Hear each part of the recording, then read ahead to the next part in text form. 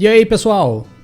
Na mesma levada que eu já venho fazendo no canal, dos vídeos com os capacetes mais bonitos da Fórmula 1 na década de 80, nós vamos começar hoje a trazer os carros mais bonitos dos anos 80 da Fórmula 1. Então, sem perder tempo, vamos lá para a parte 1 do Top 5 dos carros mais bonitos da Fórmula 1 dos anos 80.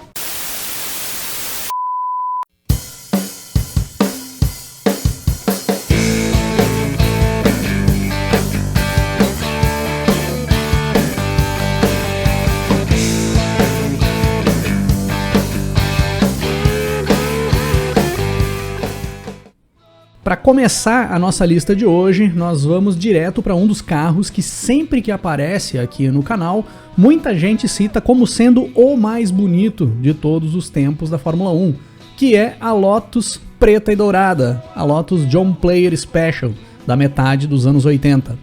Mais especificamente, a Lotus dos anos de 85 e 86, que foi o carro pilotado pelo brasileiro Ayrton Senna, ali naqueles anos. Em 1985, com o modelo 97T, e em 1986, o modelo 98T.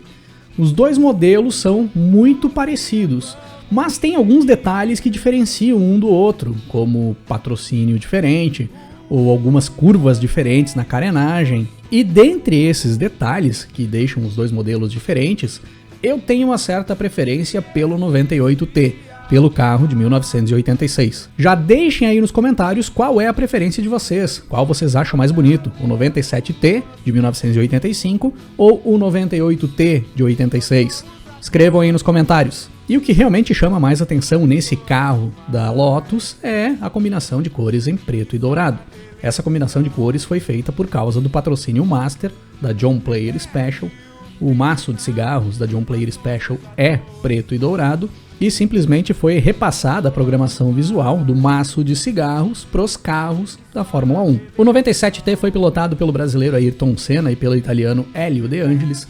Venceu 3 provas no decorrer da temporada de 85, 2 com o Senna e 1 com o De Angelis. O 98T foi pilotado pelo Ayrton Senna e pelo britânico Johnny Dumfries, e teve 2 vitórias no decorrer de 86, as 2 com o Senna. Foram impulsionados pelos motores turbo V6 da Renault, sendo os 2 modelos idealizados pelo engenheiro francês Gérard Ducarrouge, um dos grandes nomes da área técnica da Fórmula 1.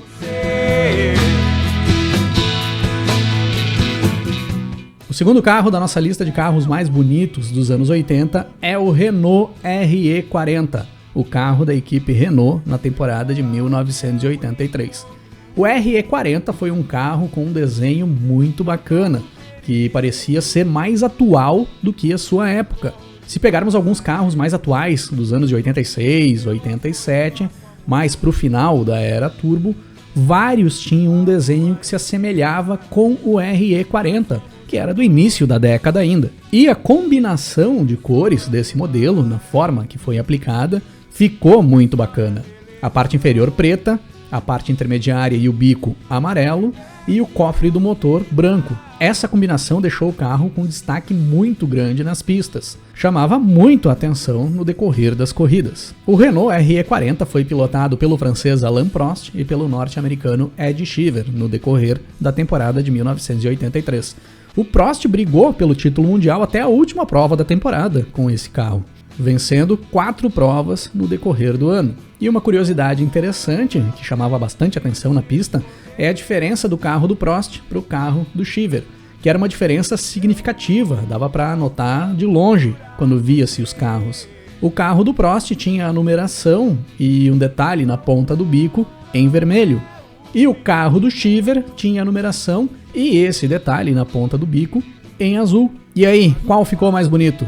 Azul ou vermelho? O RE40 era equipado com um motor da própria Renault, um motor V6 turbo, e foi um carro desenhado pelo francês Michel Tetu.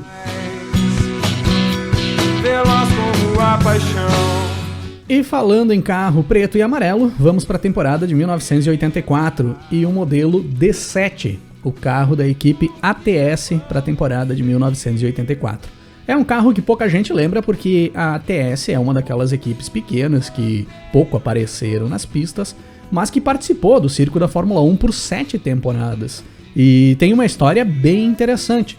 Quando eu entrar na série de episódios falando sobre as equipes pequenas da Fórmula 1, nós vamos nos aprofundar mais sobre a história da ATS dentro da categoria. E o D7, na minha opinião, foi o carro mais bonito na equipe em sua história na Fórmula 1 e um dos mais bonitos dos anos 80. Um carro com linhas simples e que com a programação visual em preto e amarelo, sendo que a cor preta era fosca e a cor amarela era em acabamento em verniz, acabou ficando bonito demais. Chamava bastante atenção e era muito bonito. E aparentava ser um carro bem moderno, à frente do seu tempo, ali naquela época. No decorrer da temporada de 1984, o D7 foi pilotado pelo alemão Manfred Winkelhock e em algumas provas pelo austríaco Gerhard Berger, o jovem Gerhard Berger na época. Foi o primeiro carro do Berger na Fórmula 1. Foi projetado pelo austríaco Gustav Brunner e era impulsionado pelo motor BMW 4 cilindros em linha.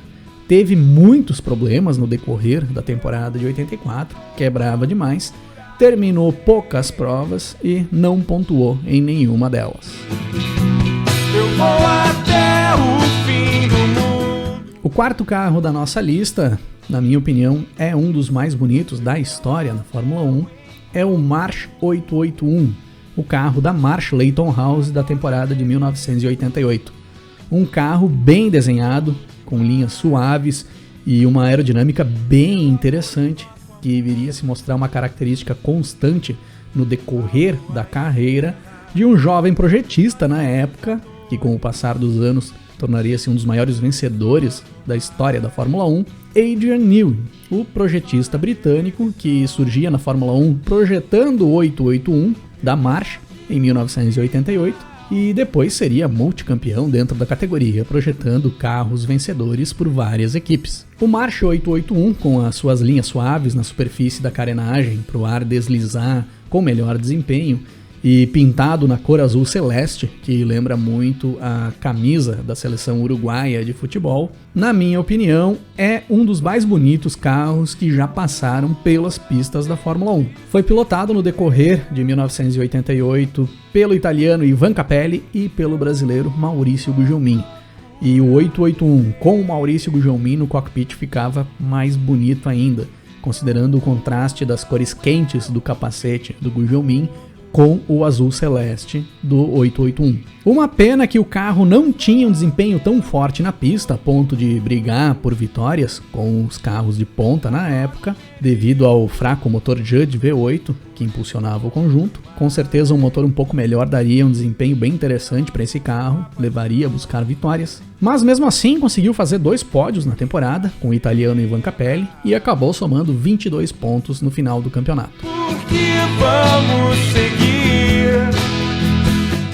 E o quinto carro da nossa lista de hoje também é um dos que o público sempre comenta aqui no canal como sendo um dos mais bonitos de todos os tempos na Fórmula 1, é o Brabham BT52 da temporada de 1983. O carro que o brasileiro Nelson Piquet conquista o seu segundo título mundial na Fórmula 1.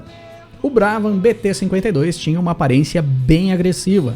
Era um novo conceito aplicado nas pistas na época, após o banimento dos carros asa no regulamento, e a Brabham fez um carro que chamava bastante atenção pelo seu estilo, que parecia uma ponta de flecha ou um dardo.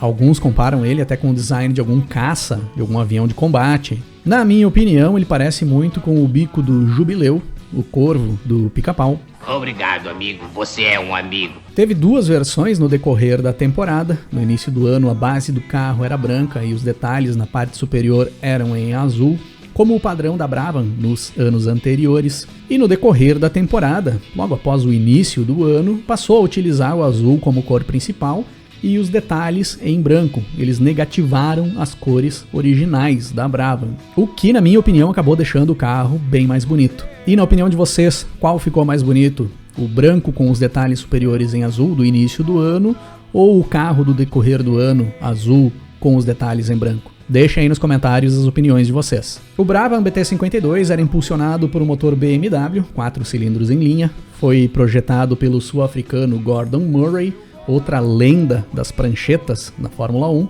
venceu 4 provas no decorrer da temporada de 83, 3 provas com o Piquet e uma com o Riccardo Patrese, o italiano que era o segundo piloto da Brabham na temporada, e levou o título mundial de pilotos com o Piquet. Dos carros da nossa lista de hoje, é o único que conquistou o título mundial. Nós somos atores. E fechamos a conta por aqui, pessoal. Obrigado a todos que assistiram o vídeo. Se gostou, dá um like aí pra nós e siga ligado no Rock and Race. Um grande abraço pra todo mundo. Até mais!